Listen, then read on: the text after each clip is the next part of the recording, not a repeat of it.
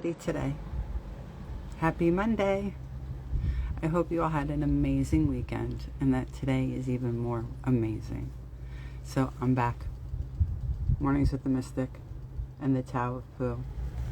And I just wanted to say hi. Take my first cup of coffee with you.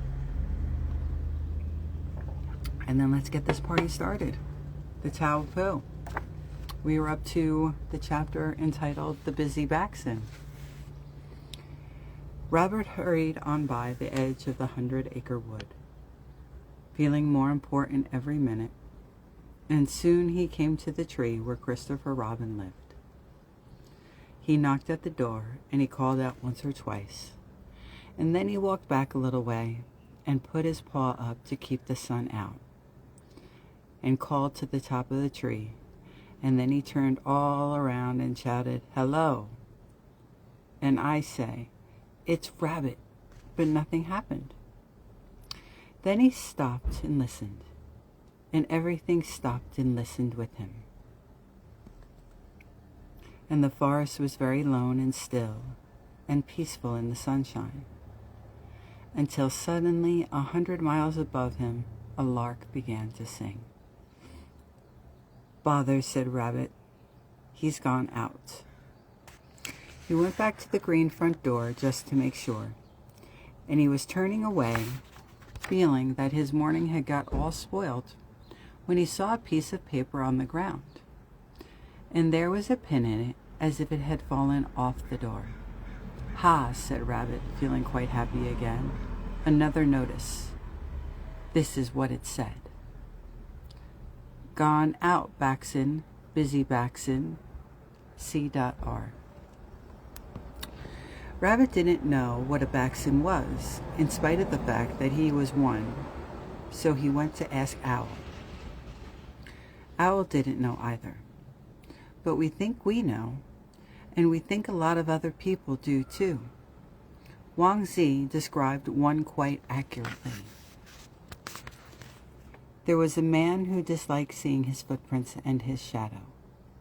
He decided to escape from them and began to run. But as he ran along, more footprints appeared, while his shadow easily kept up with him, thinking he was going too slowly. He ran faster and faster without stopping, until he finally collapsed from exhaustion and died. If he had stood still, there would have been no footprints. If he had rested in the shade, his shadow would have disappeared. You see them almost everywhere you go, it seems. On practically any sunny sort of day, you can see the backsons stampeding through the park, making all kinds of loud, breathing noises. Perhaps you were enjoying a picnic on the grass when you suddenly look up to find that one or two of them just ran over your lunch. Generally, though, you are safe around trees and grass, as backsons tend to avoid them.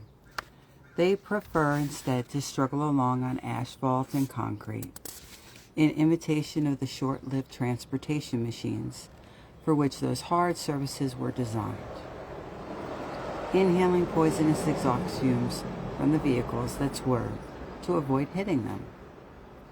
The backsons blabber away to each other about how much better they feel now that they have gotten outdoors. Natural living, they call it. The busy backson is almost desperately active. If you ask him what his life interests are, he will give you a list of physical activities, such as skydiving, tennis, jogging, racquetball, skiing, swimming, and water skiing. Good morning, Goldner. How's that beautiful boy of yours? Is that all? Well, I gasp, pant, wheeze. Think so, says Backson. Have you ever tried chasing cars? No, I never have. How about wrestling alligators? No, I always wanted to, though. Roller skating down a flight of stairs? No, I never thought of it. But you said you were action. Very cool. But you said you were active. At this point, the Backson replies, thoughtfully, "Say, do you think there's something wrong with me? Maybe I'm losing my energy." After a while, maybe, the athletic sort of Backson, one of the many common varieties, is concerned with physical fitness. He says, but for some reason, he sees it as something that has to be pounded in from the outside rather than built up from the inside. Therefore, he confuses exercise with work. He works when he works when he exercises, and more often than not, works when he plays. Work, work, work, all work and no play makes Backson a dull boy. Kept up for long enough, it makes him dead too. Well, here's Rabbit. "Hello, Rabbit. What's new?" "I just got back from Owls," said Rabbit, slightly out of breath. "Oh, you were certainly gone a long time." "Yes, well, Owl insisted on telling me a story about his great-uncle Filbert." "Oh, that's why." "But anyway," Owl said, that he hasn't seen the uncarved block either, but that Roo is probably playing with it. So I stopped off at Kanga's house, but no one was there. "They're out in the forest practicing jumps with Tigger," I said. "Oh, well, I better get going then." "That's all right, Rabbit, because—" "Where'd he go?" "That's how it is, you know, no rest for the Backson." Let's put it this way. If you want to be healthy, relaxed, and contented, just watch what a busy Backson does, and then do the opposite. There's one pacing back and forth, jingling the loose coins in his pocket, nervously glancing at his watch. He makes you feel tired just looking at him. The chronic Backson always seems to have to be going somewhere, at least on a superficial physical level. He doesn't go out for a walk, though. He doesn't have time. "Not conversing," says Eeyore. "Not first one and then the other. You said hello and flashed past. I saw your tail in the distance, and as I was meditating my reply, I thought of saying what, but of course it was then too late. Well, I was in a hurry." "No, give and take," Eeyore went on. "No exchange of thought. Hello, what? I mean, it gets you nowhere, particularly if the other person's tail is only just in sight for the second half of the conversation." The busy Backson is always on the run. It seems, always. Gone out, back soon, busy back soon. Or more accurately, back out, gone soon, busy, gone soon. The busy Backson is always going somewhere he hasn't been. Anywhere but where he is. "That's just it," said Rabbit. "Where?" "Perhaps he's looking for something." "What?" asked Rabbit. "That's just what I was going to say," said Pooh. And then he added, "Perhaps he's looking for a reward, perhaps." Our busy Backson, religions, sciences, and business ethics have tried their hardest to convince us that there is a great reward waiting for us somewhere, and that what we have to do is spend our lives working like lunatics to catch up with it later. Whether it's up in the sky, behind the next molecule, or in the executive suite, it's somehow always farther along than we are. Just down the road and on the other side of the world, past the moon, beyond the stars. "Ouch," said Pooh, landing on the floor. "That's what happens when you go to sleep on the edge of the writing table," I said. "You fall off." "Just as well," said Pooh. "Why's that?" I asked. "I was having an awful dream," he said. "Oh, yes. I'd found a jar of honey," he said, rubbing his eyes. "What's awful about that?" I asked. "It kept moving," said Pooh. "They're not supposed to do that. Jars of honey are supposed to sit still." "Yes, I know. But whenever I reached for it, this jar of honey would sort of go someplace else." "A nightmare," I said. Lots of people have dreams like that, I added reassuringly. Oh, said Pooh, about unreachable jars of honey. About the same sort of thing, I said. That's not unusual. The odd thing, though, is that some people live like that. Why? Asked Pooh. I don't know, I said. I suppose because it gives them something to do.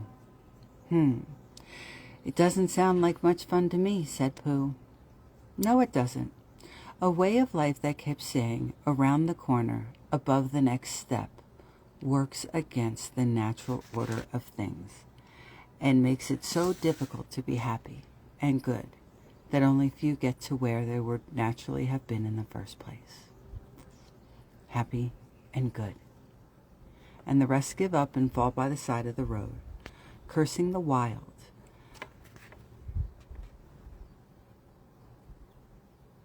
Hold on, where'd I go? I just lost my spot. Oh no. Cursing the world. That's what it was. That wild didn't make sense. So in the first place, happy and good, and the rest give up and fall by the side of the road, cursing the world, which is not to blame, but which is there to help show the way. Those who think that rewarding things in life are someone beyond the rainbow burn their toast a lot, said Pooh. I beg your pardon? They burn their toast a lot, said Pooh. Well, yes. And not only that, here comes Rabbit, said Pooh. Oh, there you are, said Rabbit. Here we are, said Pooh. Yes, here we are, I said. And there you are, said Pooh. Yes, here I am, said Rabbit impatiently. To come to the point, Roo showed me his set of blocks. They're all carved and painted with letters on them. Oh, I said. Just the sort of thing you'd expect. Actually, said Rabbit, stroking his whiskers thoughtfully. So by process of elimination, he said, that means Eeyore has it. But Rabbit, I said, you see? Yes, said Rabbit. I see Eeyore and find out what he knows about it. That's clearly the next step. So there he goes, said Pooh. Looking back a few years, we see that the first busy Backsons in this part of the world, the Puritans, practically worked themselves to death in the fields without getting much of anything in return for their tremendous efforts. They were actually starving until the wiser inhabitants of the land showed them a few things about working in harmony with the earth's rhythms. Now you plant. Now you relax. Now you work the soil. And now you leave it alone. The Puritans never really understood the second half, never really believed in it. And so after 2 or 3 centuries of pushing the once fertile earth, and a few years of depleting its energy still further with synthetic stimulants, we have apples that taste like cardboard, oranges that taste like tennis balls, and pears that taste like sweetened styrofoam, all products of soil that is not allowed to relax, that is not allowed to breathe, I must add. We're not supposed to complain, but there's it is. There's the truth of it. Say, Pooh, why aren't you busy? I said. Because it's a nice day, said Pooh. Yes, but why ruin it? He said. But you could be doing something important, I said. I am, said Pooh. Oh, doing what? Listening, he said. Listening to what? To the birds and the squirrel over there. What are they saying? I asked. It's a nice day, said Pooh. It's a beautiful day, said Pooh. But you know that already, I said. Yes, but it's always good to hear that somebody else thinks so too, he replied. Well, you could be spending your time getting educated by listening to the radio instead, I said. That thing? Certainly, how else will you know what's going on in the world, I said. By going outside, said Pooh. Well, now you just listen to this, Pooh. 30,000 people were killed today when 5 jumbo airlines collided over downtown Los Angeles, the radio announced. What does that tell you about the world? Asked Pooh. You're right. What are the birds saying now? I asked. That it's a very nice day, said Pooh. It certainly is, even if the Backsons are too busy to enjoy it. but to conclude our explanation of why so busy. The hard-headed followers of the previous mentioned party-crashing, busybody religion failed to appreciate the beauty of the endless forest and clear waters that appeared before them on this fresh green continent of the New World. Instead, they saw the paradise that was here and the people who lived in harmony with it as alien and threatening, something to attack and conquer, because it all stood in the way of the great reward. They didn't like singing very much either. In fact, what said Pooh? No singing? Pooh, I'm trying to finish this. That's right, though. No singing. They didn't like it. Well, if they didn't like singing, then what was their attitude towards bears? I don't think they liked bears either. They didn't like bears? No, not very much anyway. No singing, no bears, just what did they like? I don't think they liked anything, Pooh. No wonder things are a little confused around here, he said. Anyway, from the miserable Puritan came the restless pioneer, and from him the lonely cowboy always riding off into the sunset, looking for something just down the trail. From this rootless, dissatisfied ancestry has come the Busy Backson, who, like his forefathers, have never really felt at home, at peace with this friendly land.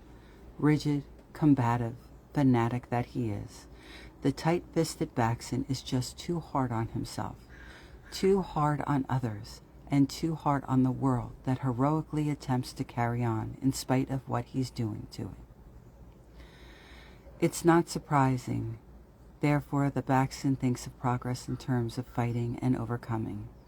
One of his little idiosyncrasies, you might say. Of course, real progress involves growing and developing, which involves changing inside, but that's something the inflexible Backson is unwilling to do.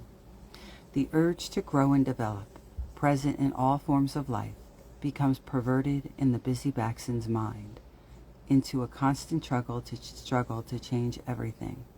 That's the bulldozer Backson. And everyone, the bigoted Backson, else but himself, and interfere with things he has no business interfering with, including practically every form of life on Earth. At least to a limited extent, his behavior has been held in check by wiser people around him. But, like parents of hyperactive children, the wise find that they can't be everywhere at once. Babysitting the Backson wears you out. Here's Rabbit again, said Pooh. And Eeyore. Oh, Rabbit, I said. And Eeyore, said Eeyore. I asked Eeyore, Rabbit said. That's me, said Eeyore. Eeyore. Yes, I remember, I said. I saw you just last year out in the swamp somewhere. Swamp, said Eeyore indignantly. It's not a swamp, it's a bog. Swamp, bog. What's a bog? Asked Pooh. If your ankles get wet, that's a bog, said Eeyore. I see, said Pooh. Whereas, continued Eeyore, if you sink in up to your neck, that's a swamp. Swamp indeed, he added bitterly. Ha! Anyway, I asked Eeyore, said Rabbit, and he said he didn't have the slightest idea what I was talking about. It appears I'm not alone in that, put in Eeyore. You don't have the slightest idea either, obviously. Just what is the uncarved block? Asked Rabbit. It's me, said Pooh. You? Said Eeyore. I came all the way over here. From the swamp, I added helpfully. From the bog, said Pooh. Why not? Asked Pooh. Anything for Rabbit to keep busy over, said Eeyore sarcastically. Anything at all, apparently. Now, one thing that seems rather odd to us is that the Busy Backson Society, which practically worships youthful energy, appearance, and attitudes, has developed no effective methods of retaining them, a lack testified by an ever-increasing reliance on the unnatural false front approach. The false front approach of cosmetics and plastic surgery. Instead, it has developed countless ways of breaking youthfulness down and destroying it. Those damaging activities that are not part of the search for the great reward seem to accumulate under the general heading of saving time. 4. An example of the latter. Let's take a classic moment or monument to the Busy Backson, the hamburger stand. They love them. They adore them. In China, there is the tea house. In France, there is the sidewalk cafe. Practically every civilized country in the world has some sort of equivalent. A place where people can go to eat, relax, and talk things over without worrying about what time it is, and without having to leave as soon as the food is eaten. In China, for example, the tea house is a real social institution. Throughout the day, families, neighbors, and friends drop in for tea and light food. They stay as long as they like. Discussion may last for hours. It would be a bit strange to call the tea house the non-exclusive neighborhood social club. Such terms are too Western. But that one roughly describes part of the function, at least from our rather compartmentalized point of view. You're important, relax, and enjoy yourself. That's the message of the tea house. What's the message of the hamburger stand? Quite obviously, it's you don't count, hurry up. Not only that, but as everyone knows by now, the horrible hamburger stand is an insult to the customer's health as well. Unfortunately, this is not the only example supported by the saving time mentality. We could also list the supermarket, the microwave, oven, the nuclear power plant, and the poisonous chemicals. Practically speaking, if time-saving devices really save time, there would be more time available to us now than ever before in history. But, strangely enough, we seem to have less time than even a few years ago. It's really great fun to go someplace where there are no time-saving devices. Because when you do, you find that you have lots of time. Elsewhere, you're too busy working to pay for machines to save you time so you won't have to work so hard. The main problem with this great obsession for saving time is very simple. You can't save time. You can only spend it. But you can spend it wisely or foolishly. The Busy Backson has practically no time at all because he's too busy wasting it by trying to save it. And by trying to save it, every bit of it, he ends up wasting the whole thing. Henry David Thoreau put it this way in Walden. Why should we live with such hurry and waste of life? We are determined to be starved before we are hungry. Men say that a stitch in time saves 9, and so they take 1,000 stitches today to save 9 tomorrow. For colorful contrast with the youth-destroying Busy Backson society, let's get back to Taoism for a moment. One of the most intriguing things about Taoism is that it not only contains respect for the old and wise, but also for the figure known as the youthful immortal. The Taoist tradition is filled with fascinating stories, fiction, and accounts, fact embellished or otherwise, of those who, while still young, discovered the secrets of life.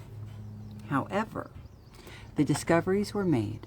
The result in each case was the same: a long life of youthful appearance, outlook, and energy. For that matter, the Taoist immortals of all age levels have traditionally been known for their young attitude, appearances, and energies. These were hardly accidental, but resulted from the Taoist practices. For centuries in China, the general life expectancy was not more than 40 years, and hardworking farmers and dissipated aristocrats often died even younger than that. Yet countless Taoists lived in their 80s and 90s, and many lived considerably longer. The following is one of our favorite examples, and this happens actually to be the year my dad was born. In 1933, newspapers around the world announced the death of a man named Li Guangyun. As officially and irrefutably recorded by the Chinese government, and as verified by a thorough independent investigation, Lee had been born in 1677. When over the age of 200, he had given a series of 28 three-hour-long talks on longevity at a Chinese university. Those who saw him at the time claimed that he looked like a man in his 50s, standing straight and tall, with strong teeth and a full head of hair. When he died, he was 256 years old. When Lee was a child, he left home to follow some wandering herbalists. In the mountains of China, he learned from them some of the secrets of earth's medicine. In addition to using various rejuvenative herbs daily, he practiced Taoist exercises, believing that exercise which strains and tires the mind and body shortens life. His favorite way of traveling was what he called walking lightly. Young men who went for walks with him when he was in his later years could not match his pace, which he maintained for miles. He advised those who wanted strong health to sit like a turtle, walk like a pigeon, and sleep like a dog. When asked for his major secret, though, he would reply, inner quiet. Speaking of that sort of thing, let's return to the house at Pooh Corner. Christopher Robin has just asked Pooh a question. What do you like doing best in the world, Pooh? Well, said Pooh, what I like best? And then he had to stop and think, because although eating honey was a very good thing to do, there was a moment just before you began to eat it, which was better than when you were, but he didn't know what it was called. The honey doesn't taste so good once it is being eaten. The goal doesn't mean so much once it's reached. The reward is not so rewarding once it has been given. If we add up all the rewards in our lives, we don't have very much. But if we add up the spaces between the rewards, we'll come up with quite a bit. And if we add up the rewards and the spaces, then we'll have everything. Every minute of the time that we spent. What if we could enjoy it? The Christmas presents once opened are not so much fun as they were while we were in the process of examining, lifting, shaking, thinking about, and opening them. 365 days later, we try again and find that the same thing has happened. Each time the goal is reached, it becomes not so much fun, and we're off to reach the next one, then the next one, then the next. I wonder if that's why Pooh eats so many jars of honey. That doesn't mean that the goals we have don't count. They do, mostly because they cause us to go through the process, and it's the process that makes us wise, happy, or whatever. If we do things in the wrong sort of way, it makes us miserable, angry, confused, and things like that. The goal has to be right for us, and it has to be beneficial in order to ensure a beneficial process. But aside from that, it's really the process that's important. Enjoyment of the process is the secret that erases the myths of the great reward and saving time. Perhaps this can explain, or help to explain, the everyday significance of the word Tao, the way. What could we call the moment before we begin to eat honey? Some would call it anticipation, but we think it's more than that. We would call it awareness. It's when we become happy and realize it, if only just for a moment. By enjoying the process, we can stretch the awareness out so that it's no longer only a moment, but covers the whole thing. Then we can have a lot of fun, just like Pooh. And then he thought that being with Christopher Robin was a very good thing to do, and having Piglet near was a very friendly thing to have. And so when he had thought it all out, he said, "What I like best in the whole world is me and Piglet going to see you." And you saying, "What about a little something?" And me saying, "Well, I shouldn't mind a little something, should you, Piglet?" And it being a hummy sort of day outside, and birds singing. When we take the time to enjoy our surroundings and appreciate being alive, we found that we have no time to be busy Backsons anymore. But that's all right. Being busy Backsons is a tremendous waste of time, as the poet Lu Yo wrote. The clouds above us join and separate. The breeze in the courtyard leaves and returns. Life is like that, so why not relax? Who can stop us from celebrating? I love that. The clouds above us join and separate. The breeze in the courtyard leaves and returns. Life is like that, so why not relax? Who can stop us from celebrating it? That's the end of today. Tomorrow we get to hit up in the Tao of Pooh, that sort of bear. We're almost through. Hey, I made it rhyme.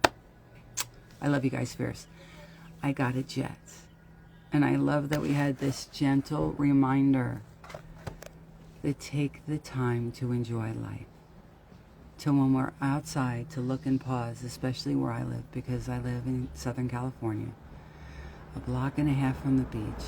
I have a beautiful garden down on the side of my driveway that one of my daughters, Alexis, came and planted with me. So when I sit on this deck in the morning, I can see my roses. I can see all the different flowers that we had planted. I can see my lavender. I can see my little bit of rosemary by the garden gate.